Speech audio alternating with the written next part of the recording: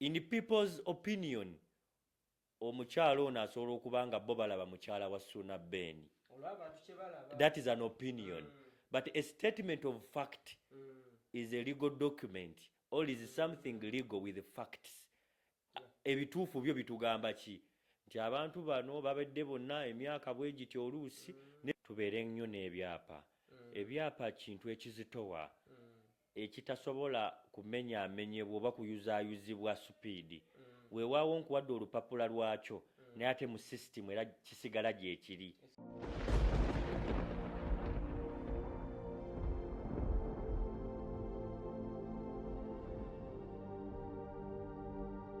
Assalamu alaikum Haji. Wa alaikum salam wa rahmatullahi wa barakatuh. Sebo sibyo tyasooka obuuze ku batulaba obeeyanjule n'obeeyanjulira. Batulaba mwenna mbalamusizzaako nnyo. Assalamu alaikum wa rahmatullahi wa barakatuh. Manya gange nze Salman Sembatya, omu ku badirector ba Sembatya Properties Sebo.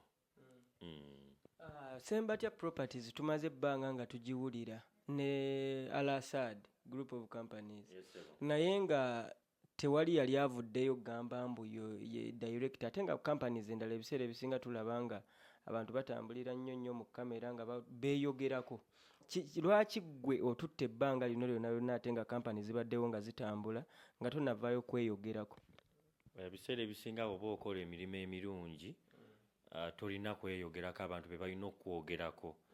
Naye lwakuba nti ekiseera kituuka due to public demand abantu ne bagamba naye omusajja ono atuguze ettaka oba akola emirimu gino yaani n'ovaayo abantu n'obabulira kikyoli oba gwani.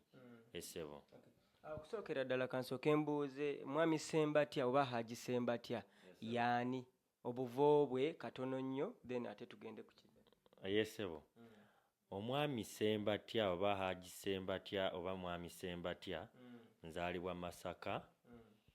Ndi musajja yasomera ddala era omuyivu, ndi musajja munnamateeka. Nina degree mu mateeka okuva ku Nkumba University. Ndi musajja musuubuzi nga bw'owulidde nti Sembatya Properties etambulirwamu ne Al-Assad Group of Companies. So Al-Assad Group of Companies mwe mugwa companies zaffe zino zonna z'olaba: Sembatya Properties, Assad Manpower Placement, Al-Assad Tour and Travel, byonna bigwa omwo. Yesebo. Ebiseera ebisinga wano e Uganda culture Uganda abantu abasinga batya nnyo okuinvestinga mu multi companies oba katugeze okukola group ng'erimu companies ez'enjawulo. Igwe tugambe nti engeri gy'oli nti gwe wabugumizibwako kye kikusobozesezza okuba ng'osobola omanaginga companies ez'enjawulo ate n'oba nga ziri under katugeze nti mu bukulembeze oba management emu. Ebiseera ebisinga ffe wano mu Africa era olaba ebintu byaffe byali byakulima bulimi, tetwali basuubuzi.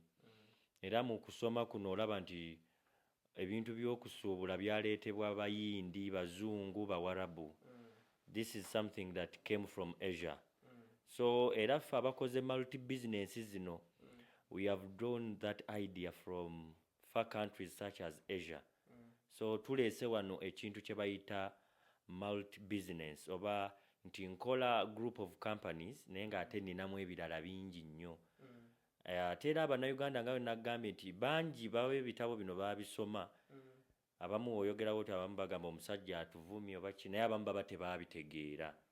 In Uganda you can make one company naye ne tradinga mu mannya mangi.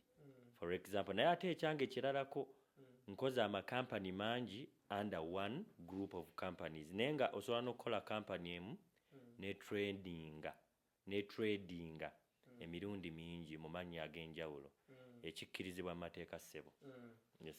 Kati nga gwe consultant osobola okulambululamuko katona awo kuba waliwo ayinza obeera ne kampani ye n'atamanya maanyi gaalina oba kyabugagga kyalina mu kampani eyo n'atasobola gikozesa gwe nga bw'oyogera. Ate era nga bwe nkugambye nti abantu bano abatuukira tubayamba mu bintu bingi. Ajja oggula ettaka ate oluusi n'agenda n'amagezi amalala kati bangi nga bw'okyogedde tebakimanyi. Company is a legal entity part away from its owners and it is allowed to trade in different ways. Nti nsobola okuggulawo company nga bw'olaba nti Al-Assad Group of Companies nentrendinga oba nentradinga mu logistics nga Al-Assad Logistics, netradinga mu recruitment nga Al-Assad Recruiters. Yes sebo. So kikkirizibwa naye weewaawo osobola era n'okireka nga zonna kampani za njawulo nga eri yezikulira. Yes sebo. N'ekirala kye walibuuzizzaako nti lwaki tukola amakampani mangi tuinvestinga mu bintu bingi, reason tomanya kiki kigenda kukola.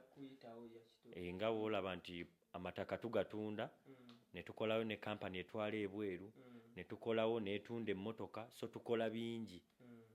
Kinaakola Katonda yaba akimanyi sebo. Ate nga n'amateeka mugasomye. N'amateeka tugasomye kuba twewala nnyo ennaku zino waliwo eŋŋombe egamba nti kasajja kano kagagga naye tekaasoma. Kati ffe byonna tubikoze munnaaye tutunda service ate nga tutunda service gye twasoma. Esebo. So omulabi yandyetaaze okumanya ggwe nga Ssembatya Properties procedures zoyitamu oba engeri gy'okwasaganyamu ekyamataka kino kuba buli omu akikwasaganya bubwe era nga we buli nti kampani eziri mu Uganda ezikwataganya oba ezitwala ebyamataka nnyingi era buli omu n'akabadike oba buli omu ne procedure n'emitendera egy'enjawulo. Ggwe nga property like Ssembatya Properties Limited mmwe ebyammwe bitambula bitya mu bumpimpi omulabi asobole okubeera ng'ategeera afune n'engeri gy'ayinza okutambulamu okujja wano? Amataka gano tegalina nnyo formula eri ku kubeera nga kyoyagala mu kampani ekirina.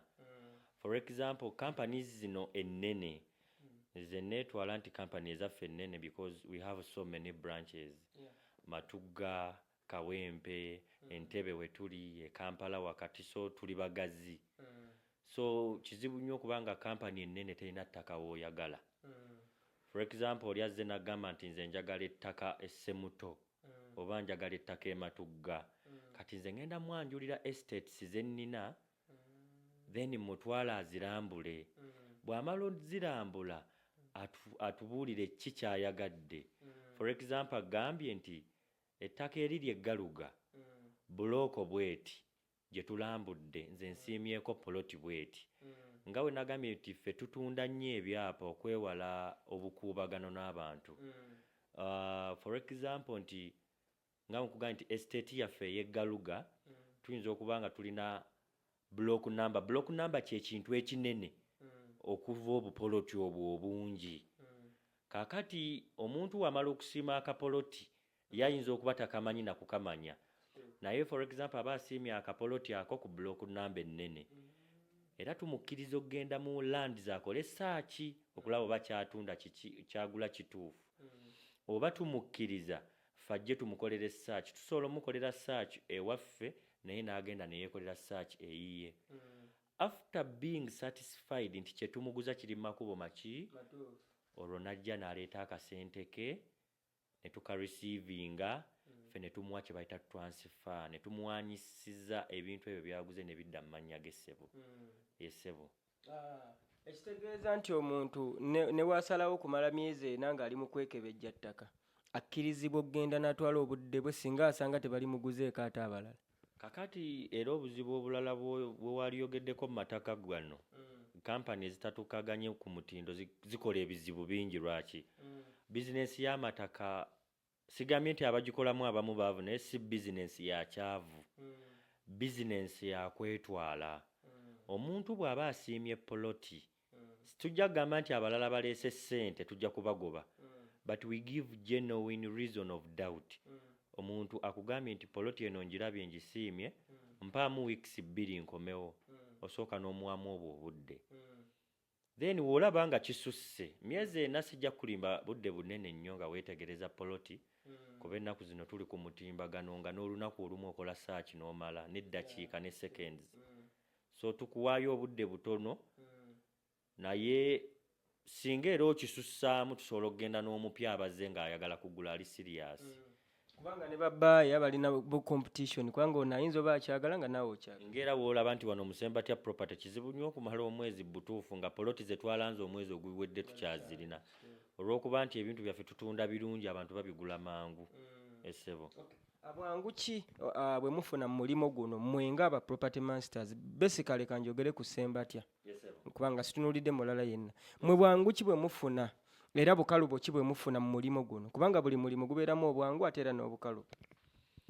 Obukalubu bwe tusinga okufuna ku bakasitoma akantu ako ntera okalaba ku mutimbagano leero oli walambula tadda so kakati wabanga byalambudde byokka ggwe atunda byolina okugyamu akasente akakubeezaawo oyinza okufa so nga bwe nagambye nti ettaka mulimo gwa kigagga omuntu ajja kulambula leero ate akomewo omwaka ogujja wasanga nga kyeyalambula kikyaliwo alhamdulillah ajja kukitwala wasanga nga wakitunda si musango kuba aba teyakusasulako manyi mu mateeka omuntu ekintu kyasasuddeko tokkirizibwa kitunza mulala okujjako nga mukkiriziganyizza nti gundi nnemeddwa osobola okukitunda so obuzibu nti bakasitoma bangi balambula 90% tebakola ki in fact mu ttaka percentage egule ba 10 ne 10 eyo singa oba mukozi nnyo okola nnyo because buli wolambuza 110 nedda in a month you get the 100% back 10 times. That is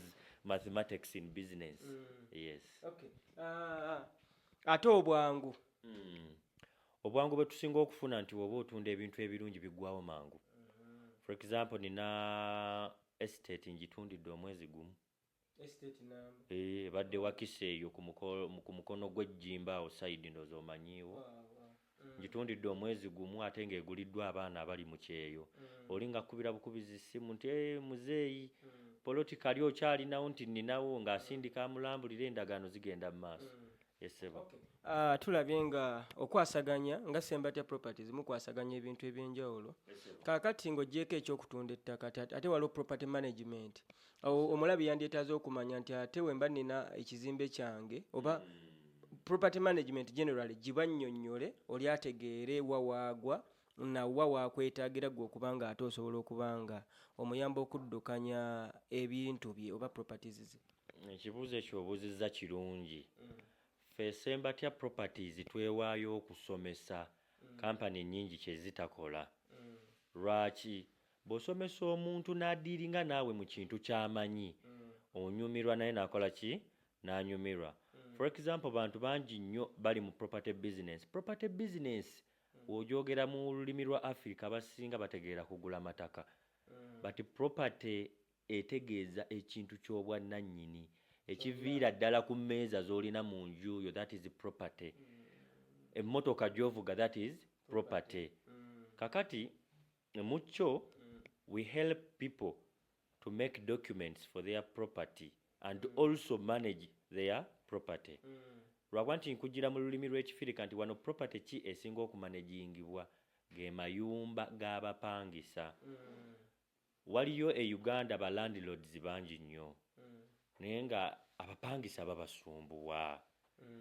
Naga nti nazimba akazimbe kange kavaamu obukadde 5 naye omwezi guggwako nga sirabye na miliyoni 2. Akati ffe Ssembatya Properties tugamba ekizimbe kyo kivaako ssente mmeka ssebo. Ekizimbe kyange kivaamu miliyoni 5. Ffe ne tukwatira ssente ezo ne tuzikuwa. Ffe ne twesolooleza abapangisa. Kyokka ate mulimo guno gwa side ya mirundi 2. Tekitegeeza nti gwe omupangisa tuzze kukutulugunya. Property managers baliwo okutabaganya abapangisa ne ba landlords. Abantu bangi nnyo balabye e Uganda nga abantu bagagga. Oli n'azimba amaka ge oba ebifo ebipangisibwa ate nga talina na budde bubikola ki? Bubisolooza.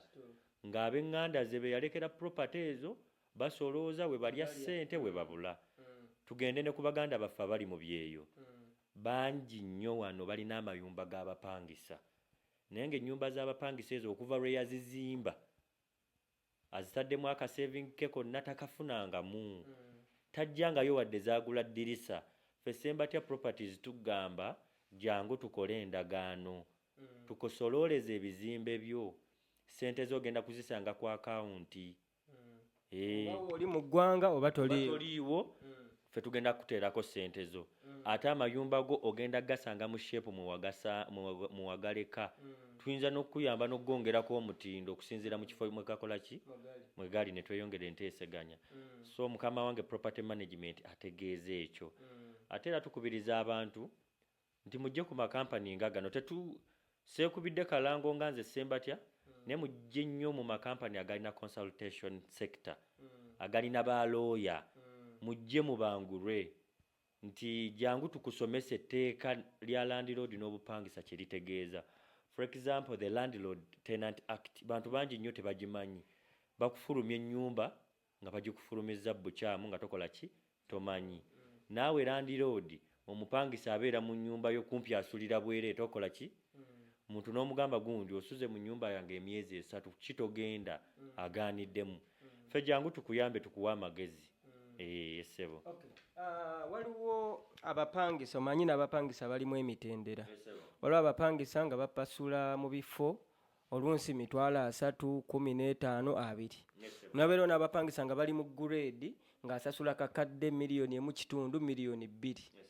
Kitegeeza nti waliwo abasula mu apartment, abasula mu condos, ne wabeerawo n'abasula eri mizigo. Kati gwe nga Ssembatya yange gye tulaba ng'oli mu grade ndaba ya waggulu mukko.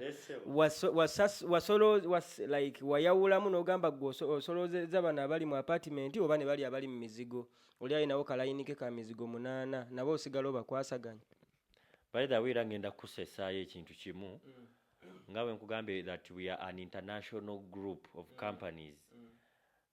Tulina emawanga seba ag'enjawulo era nga tukola property business. United Arab Emirates sebo tulinayo branches. Abu Dhabi, Dubai. Tumanagingira ddala properties. Amagezi gano nagakoppa ku basajja abayindi nabasanga Dubai eyo manyi ntambula nnyo aga property management.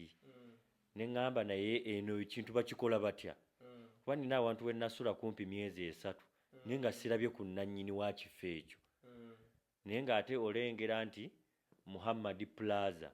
Naye nga Muhammad nnyini kizimbe ekyo ali wuwe yeebase oluusi abeera na mu Amerika eyo agenda kuwummula. Naye nga ssente ezo azifuna buki bulungi. Naye nga bwe nkulaze nti we are doing this business ku international level. Naye ekyo tekitugobesa ate bantu bawaffe oba omuntu w'owansi. Ffe kati singa tukola naawe endagaano n'otagimenya noweebera ennyumba ye evaamu $10,000 ffe tujja gimaneginga. Omanyi nti Coca-Cola ze zimu ku kampani ezisinga obugagga wano internationally. N'eccupa ya soda ogigula 1,000. Oyinza okusanga ng'ebirungo by'ateeka mu ccupa eyo afunako amagoba ga nnusu 10 naye waaki asinga obugagga nti atunda nnyo. Ekikulu gwe sasula 1,000 lwe gw'otwala esooda wo. Naye wonna ayagala okunywa kuleeti ate nga tosasudde oba omuleetedde obuzibu. At least agenda n'olino anywa eccupa emu naye ng'akola ki? So kati ansi eri nti at least okola ku nnyumba entono naye nga okola bulungi nnyo ne ba landlords. Then okola ku zebbeeyi naye ng'ate ba landlords baki babi. Ffe tugamba buli landlord omulungi ng'afollowinga amateeka ga Uganda Tenancy Act kyetugamba tujja kukolagana naye mu grade yonna mwana abaali ssebo. Kakati waliwo ekibuuzo kye ngenda okubuuza nti waliwo omuntu ayinza oba teyagula kuggwa ettaka yaligula walala naye awulira tali comfortable ayagala kugenda kugoba ku byakyapa ndoza kitwandise ku by'empapula mu wanene Uganda bye tuyita ku mpapula agala kugoba ku mpapula za ttaka lye. Kati awo gwe nga Ssembatya Properties oba Al Asad Group of Companies eyinza muyambirawa tewatugulaako kuba waliwo oli ayinza okugamba tewangulaako genda gye baggulize oyinza muyamba otya omuntu oyo? Nga we nagambye nti we tuba tutangaaza abantu banga tubasomesa tubawa amagezi mu kuwa amagezi ogaweeramu n'atali wowo. Tekitegeeza nti aguze ettaka ewalala aba mubi oba si mulungi kuba munnange kampani nnyingi nnyo ezitunda ettaka. Naye kati ffe ekituleese ku board oba ekyatuleeta ku board kukola ate we tuddiza Abannayuganda. Bw'ongulako ettaka n'enkuwa n'amagezi gange nsuubira oba okubye n'ejjinja limu oguze buguzi ttaka ate n'enkusomesa ku bikwatagana ku property. So ffe jangu tukuwa amagezi n'oba tewagula ttaka waffe. Kasita obanga ekintu ekyo kye wagula olina obukakafu nti wakikola ki? Wakigula. Waliwo abantu ajja omuwa amagezi nagula ettaka ku gundi naye eririmu enkaayana naye biki naye ng'ate naawe gwe muyaayi. Ettaka kituufu tewaligula naye oyagala kututeeka mu mivuyo. Ne bw'oba wagula n'oba wafutankibwa jangu tukuyambe. Ssebo. Okay, ate ebyapa bino nabyo mubigoberako ddala. Omuntu njagala kufuna kyapa kya ttaka lyange oba oluusi naligula ku ggwe naye nga kati njagala kukola process eyo. Ebiseera ebisinga era nzijukira okwogerako nali ku sheemu nti Abannayuganda tukyalina ennaku oba ensi zaffe zino eziri mu Africa tukyalina ki ennaku. Ogenda ku poliisi oba mu kkooti ng'ekikutwaza mu kkooti ssente zo. Lwaki? Akati okutte miliyoni zo 10 omuntu akakasa nti poloti esalira wano na wano naye takulaze buloko kikweri tolabye plot number kijyoguze naye omwesize kuba ye yaguza jjuuko ne waswa. Kakati olumala ate otandika okuyita ba chairman mu kkooti. Lwaki Abannayuganda tebanoonya mataka ga byapa? Amataka agali mu makubo amaki? Ekyapa kyo w'omala okugula ettaka ne kikyuka ne kidda mu Ssebulime teri aliddamu kusumbuwa kuba kiba kimu tebiba bibiri. Obwannannyini buba bwa muntu atya omu. So ekyatuteesawo service ya consultation ne property documentation abantu bajje tubakolera ebyapa. Gwe naawe yagula endagaano ng'oyagala kyapa jangu tukusale ku oyo gwe wagulako singa abanga alina ekyapa. Ate naawe aba talina kyapa ettaka teriggwayo jangu tulikusomese tukolere n'ekyapa mu ngeri gy'obadde tosuubira ssebo. Yes ssebo. Waliwo omuntu ayinza olaba n'agamba basembatya properties abo balaka batunda amataka gali aga kati nga bwe mubeera ne zino estate ziri galugawa. Amataka gali ku Ntebe Road gatera beera mu buwanana bwa nsimbi. Kati omuntu ayeetaga ettaka katugeze Nansana Wakiso ayinza otya okujja gy'oli olw'obusente bw'ayinza oba nabo. Ekyokubiri abavubuka abagula amataka ennaku zino obusente bwe bubeera bwa kwesonda ndeeseeyo miliyoni 1.5. Enkola eyammwe eba etya mu by'ensasula ebyo? Kakati era nga olabye nti ndi musajja munnamateeka ate amwe business consultant. Nze buli wamu mpeerawo amagezi simanyi oba Katonda akimpanga kitone. Mu nsi eno bw'oba tokolera mu kibanja mpola mu nsi eno empya because economy ekyuse nnyo. Edda omusajja yazaalanga abaana ng'alina square mile naye kakati osanga alina 5 ku 10 e Kampala abeera mmeeya. Abamugagga nnyo ssebo kati tekikyalabika. So n'olwekyo olw'ekonomi eno ekyuse nnyo mu ggwanga eryaffe twagala nnyo okukolera mu kibanja mpola nti omuntu ayagala ettaka liri jjimbo ettaka eryo lya miliyoni 25 naye yakugambye nze ssebo sembatya ninako miliyoni mmeka mukwano jangu tutandika okukola. Teekako miliyoni zo 5 tukuwe endagaano okole ne payment plan. Abantu abamu badduka ne bagula amataka mu bantu oba ebintu by'obwannannyini ng'amamotoka ebizimbe olinga afa kukwatako ku ssente. Naguze ettaka lya miliyoni 10 naye akutteko miliyoni 5 enkyali ggobemu. Ffe tukola payment plan nga tugikkaanyizzaako naawe osobola mmeka buli mwezi osobola mmeka buli mwaka. Tulina n'amataka ssebo gasasulwa mu myaka. Yes ssebo olinaga nti nze njagala emyaka 2 nsasula ettaka kuba lya bbeeyi. Tulina n'omulala agenda okuga nti nze njagala emyezi 3 nsasula ettaka. Kati jangu tukole payment plan eyo nga tugiteesezzaako nze naawe era tugikolera endagaano. Bwe tukola endagaano eyo tetugenda kwefuulira kuba ne mu kkooti ebayindinga. Omanyi abantu bangi nnyo nze mbalaba n'enseka olinga alina endagaano naye nga yiye na mukwano gwe. Eyo mu kkooti tetugibala. There is a third statement in law we say okoze endagaano ne mukiibi but is it legally binding? Do you have intentions to make it legally binding? Mulinamu clause eraga nti ebintu bino mwagala bibeera official mu mateeka oba byammwe bya mukwano. So ffe tukola endagaano ng'eri legally binding tetugenda kwefuulira. So ekibanja mpola tukikkiriza n'amataka g'omuntu wa wansi tukola ki? Tugalina. Estates zonna mu nsi tuzirina. Esebo. Kati twogere ku muntu katugeze nga Kadaama. Esebo. Nga Kadaama ali Buwarabu yagenda ku kye yali Saudi Arabia taliiwo naye akulabye ku Blaze Media nagamba nina obusente bwange ate saagala babunzibeko. Omwami ono njagala nguze ettaka tasobola kugumiikiriza kumalako mwaka 2024 kujja mu Desemba ate olunsi contract ye eyinza oba katugeze omulala eggwako mwaka gujja 2025. oyo yo ayinza kuyambibwa ate era ayinza kutuuka atya mu Sembatya Properties n'asobola oba nga agula ettaka mu kaseera kaba nga taliiwo ayinawo akasente ke kyokka ayagala tandika kubeera ng'asasula ku ttaka eryo. Kati ensi eno giraba eri mu .com era okugula ekintu ku muntu just weetaaga magezi matuufu. For example, akaunti zaffe za Sembatya Properties ziri international. Akaunti ezo mu kubeera international kitegeeza you can do business with us anywhere. In fact bw'olaba ensi eno engeri gyekulaakulanyemu estates zaffe nga gwe Blaze Media oziranze abantu bakoze eki bazitegedde. Era olinagamba nti Blaze nze eggulo walanze ettaka ly'ejjimbo lyenjagala. Ettaka eryo wamala oddiraba ffe alina otusigira omuntu oba otusindikira omuntu gw'asinga okwekakasa nti nze nga wondaba ndi mu kyeyo naye maama wange Uganda gwe nsinga okukola ki okwesiga. Maama we yajja mutusindikira tumutwale ku kifo ekyo. Ekifo ekyo tumukkiriza akole search zonna z'ayagala oli akole transactions. Ebintu ebyo endagaano eyo tujja giwandiika nga maama we mwali ku lwa muwala we oli gwagulidde. Era omwana oyo oludda wano e Uganda ebintu ebyo bijja bidde mu ye nnyini byo. Naye olw'ensonga nti akasente tekeekuumika ayagadde okkejjako wadde nga tannatuuka wano.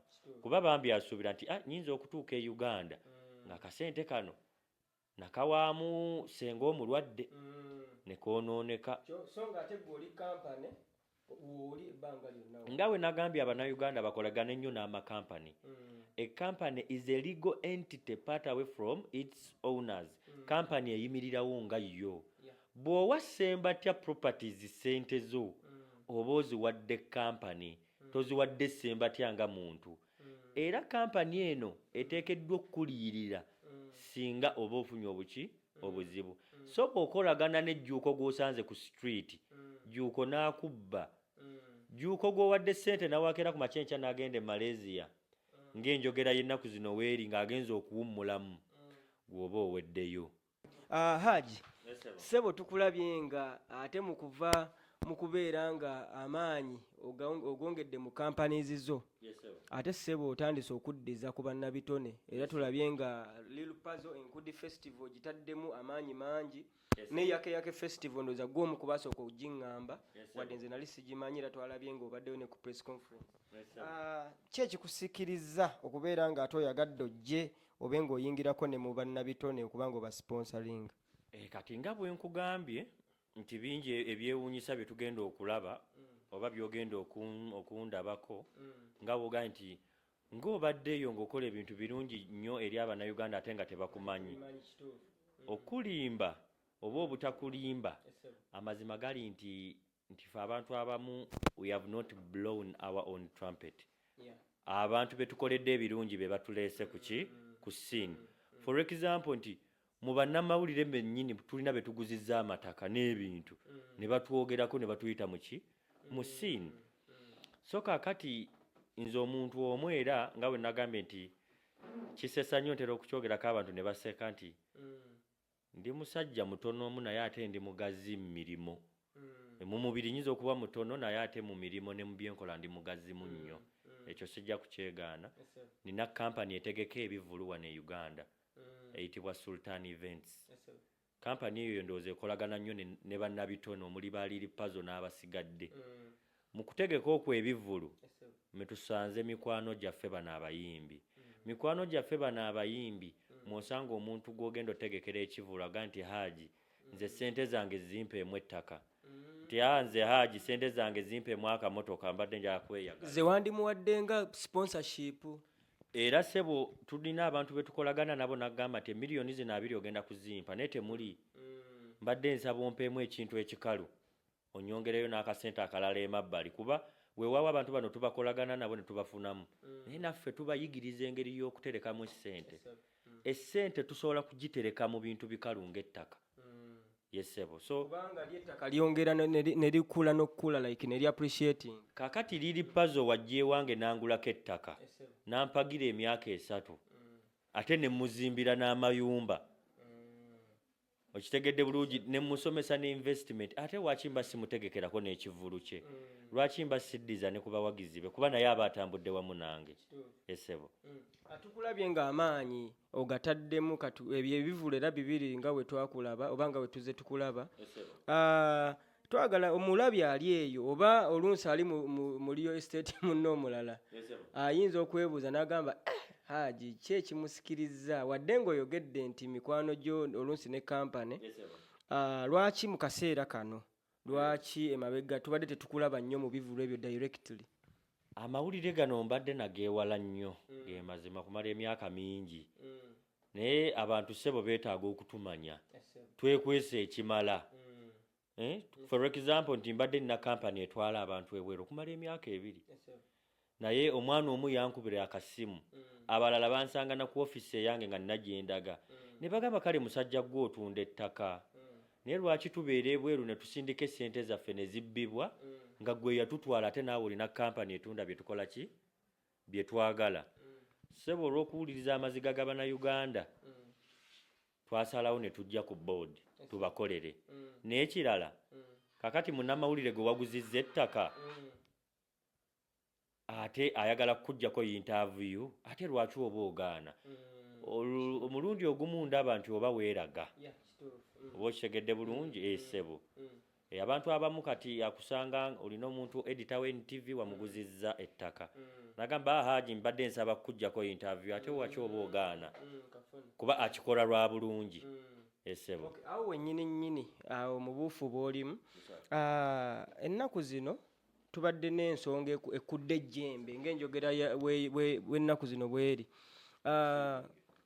enjogera ekudde ejjembe nga tuyinamu mu bannaffe bannamawulire ate ng'oluusi bannabitone kati nga omwami Suna Beni munnabitone DJ so nga ate mukyala we Nambwayo mukozi munnaffe munnamawulire ate nga ne Suna Beni era mulimu muno ogw'amawulire mwakola ki mwali waliwo embeera egenda mu maaso ey'amaanyi nno ey'okuwulira nti balina kye bakayanira ettaka eggalugaawo eryaguzibwa Suna Beni lyagamba nti yali muguza ye Kamoga Properties property master munno mu mulimu guno gwe mulimu ensonga ezo kyemmanyi oziwuliddeko tosolaba nga toziwulidde naye nga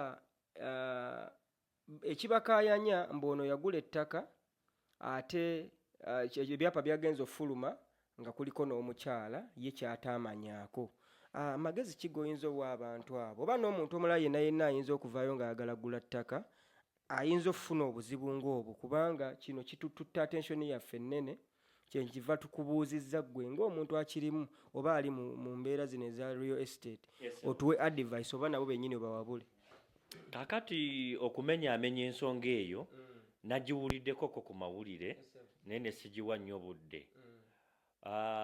Abannayuganda nyongero badvisinga era nga bwe nayogeddeko mu kutandika nti tubeere nnyo n'ebyapa ebyapa kintu ekizitowa ekitasobola kumenyaamenyebwa oba kuyuzaayuzibwa supiidi weewaawo nkuwadde olupapula lwakyo naye ate mu sisitimu era kisigala gyekiri oba okitegedde bulungi so kakati tuddayo mu nsonga eyo oŋambye omukyala naye ffe mu mateeka gwe tuyita omukyala ye muntu officially agattiddwa naawe we baba abantu bano abalokole ndooza y'empeta we tuba mu busiraamu ye muntu gw'owooye ennika ne zikola ne certificate ne ziwanyisiganyizibwa so omuntu oyo ayitibwa omukyala aba muntu munene nnyo mu bulamu bw'omwami so abantu abamu balina abantu be baasanga ku street kati nga ffe abasajja batera okubeera mu masanyusanyu mulina abantu be musanga mu bidongo ne mupangisa omuzigo ne mubeeramu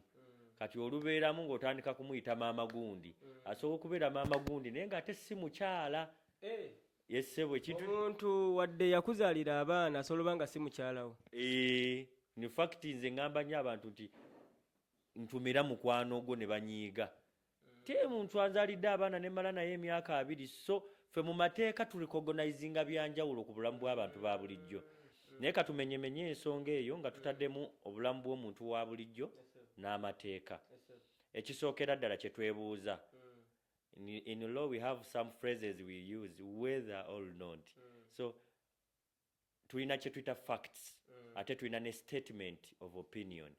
You know, there is what we call a fact and an opinion.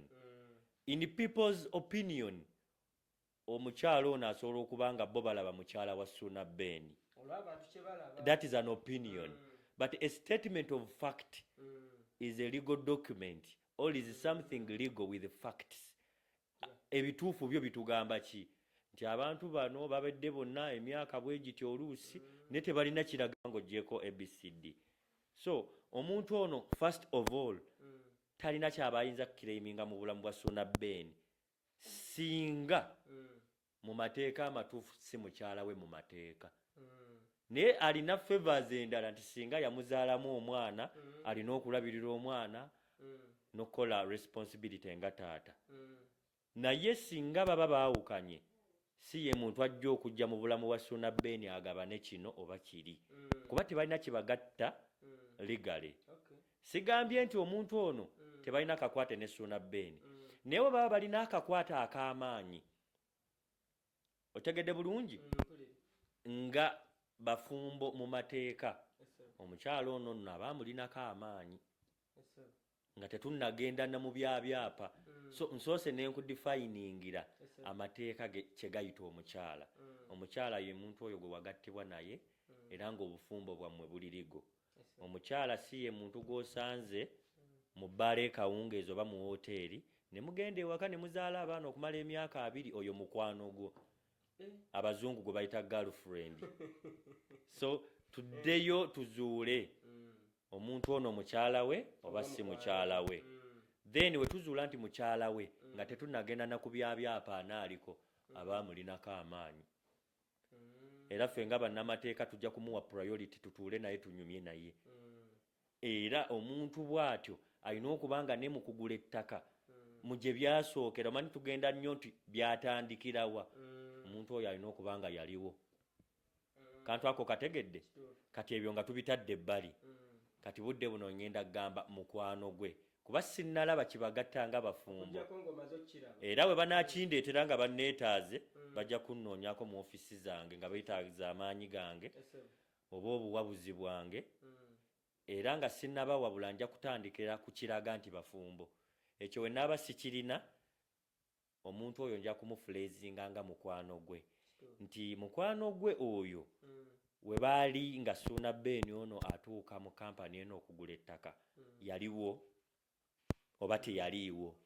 Omuntu oyo waba mu kusooka teyaliiwo nga ne mu ndagaano ezaasooka for example ozze Musembatya property okugula ettaka ozze ne mukwano gwo Dorothy gw'ozze naye alina intention nti ettaka lino lye mugula mulina dibeerako bameka?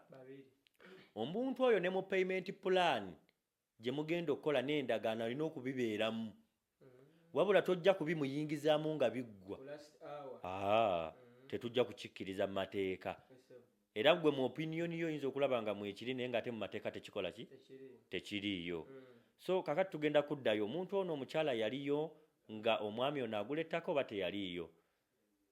Waliwo okubanga waliwo nga bulooka. Waliwo okubanga waliwo nga alagirira. Waliwo okubanga waliwo nga mukwano ng'omujulizi nga wolaba mu mpapula kye tutera okukola nti ababaddewo.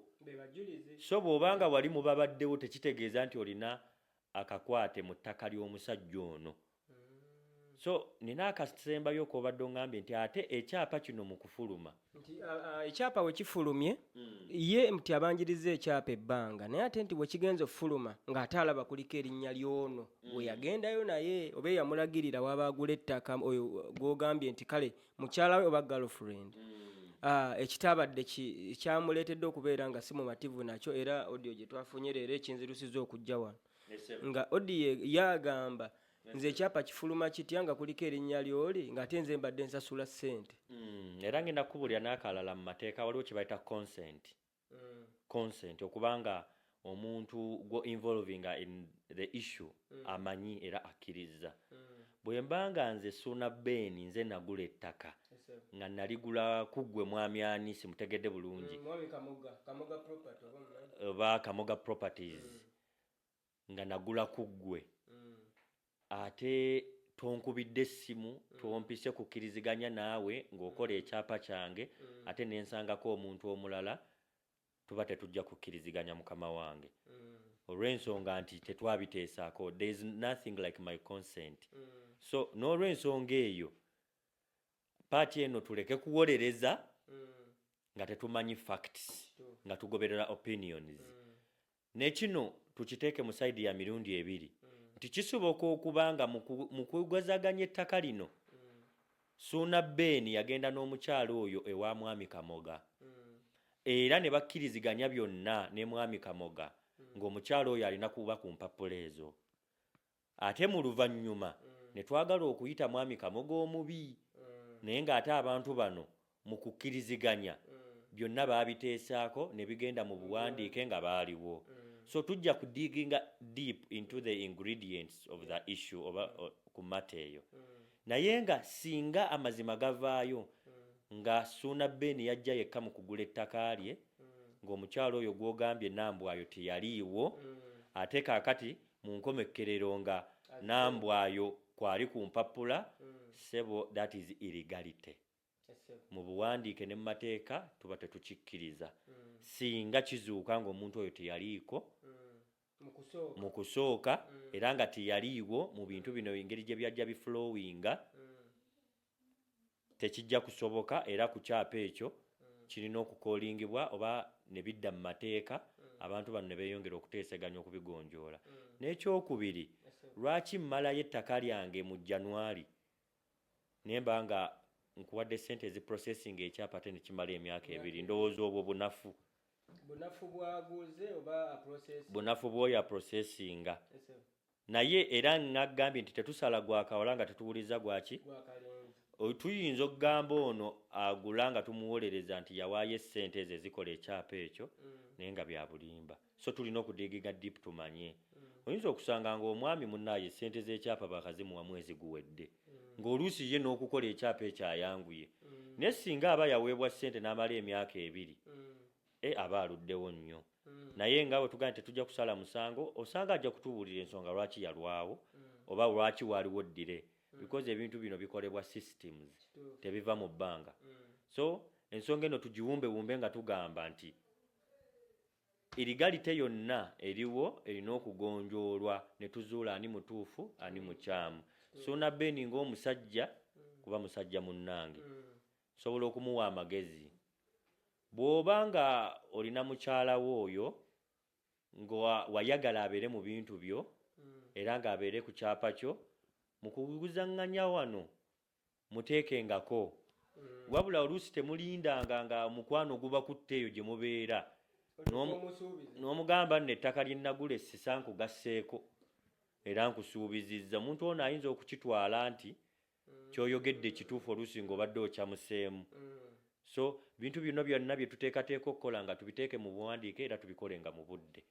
Esebo mukama wange. Obubaka bwo obusembayo eri abakulaba, eri abatambula abatambuze, eri abadiringira mu mataka n'abagenda okukulaba akawungeezi akaleero ku Blaze Media. Akati akasembayo kenyinza okugamba abantu baffe nga nze Mwami Sembatya oba nga wotera okumpita Haji Sembatya, tubaagala nnyo, beebale kutuwagira kuba singa sibbo singa tetuliiwo era beeyongera okukolagana naffe. Lwaki? Nze nga Sembatya ngwanga director mu makampani mangi. Al Asad group of companies gitwalire mu kifaananyi nga olaba Lupaleria group. Munaaye ffe buli wamu tuinvestinzeewo, tuwola essente, tutunda amataka, tulina kampani ezitwala ebweru, tugula visa ne tiketi, amamotoka tugatunda, buli kimu tukikola. So okukwatagana naffe kintu kirungi kuba byonna tubirina mu kifo kimu ssebo mukama wange. Naye nga nsemberayo ddala okubakubiriza nti obutamanya tebukuggisaako muki musango, nga bw'olabye ensonga y'omukulu Suuna Ben gy'ontegeezezza. Tukolaganire nnyo mu kumanya okusinga okupapa okumaliriza amangu. Oba tonnagula ttaka manya nti okolagana n'omuntu omutuufu. Ettaka bw'oba olimazeeyo funa ekiwandiiko ekirikwatako mu budde. Ebiwandiiko bino tobijjukira nga wabaddewo butakkaanya. nga we nagambye nti property mugazi bw'oba ogula motoka ogimazeeyo leero olwogo buuku enkeera ekyuke kuba kisoboka tolinda motoka kugisika ate logo buuku ekole ki n'ekirala abantu bonna betuteekamu obwesigwe okukolagana nabo tubeegendereze era tubamanye nnyo leero mpadde statement ya Suna Ben n'omukyala Nambwayo ediginga deep nnyo mu bulamu bwaffe omuntu ono azze ku mpapula leero mu kyapa receipts zino ng'ojja okola installment kwaliko Suna Ben and Nambwayo oba nedda ekyo kyonna kye tuyita honesty trust and loyalty so tulugendereze nnyo abantu betukolagana nabo twegendereze nnyo ne system zetukoleramu n'enkola y'emirimu gyaffe so nja kusembayo nga mbasiibula salamu alaikum warahmatullahi wabarakatuh. Alaikum salaam warahmatullahi wabarakatuh.